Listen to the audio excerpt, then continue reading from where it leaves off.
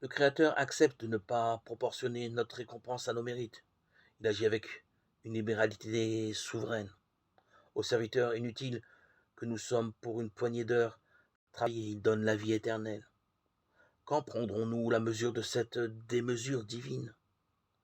C'est par une illusion d'optique qu'il nous semble que les travailleurs les plus matinaux sont les dindons de la farce. Tout est une question d'échelle.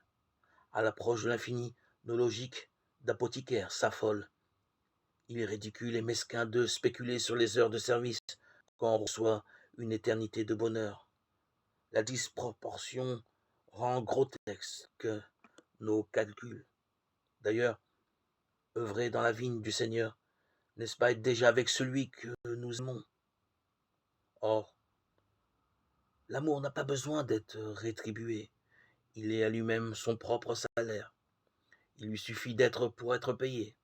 C'est un tel bonheur de servir Dieu qu'on doit plutôt se lamenter sur ces pauvres qui ont tant tardé à être embauchés.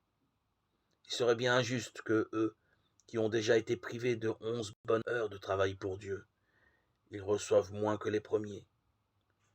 Quel malheur que ce temps perdu par eux dans l'oisiveté, loin du Seigneur.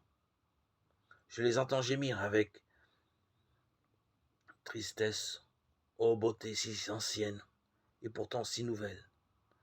Tard je t'ai connu, tard je t'ai aimé.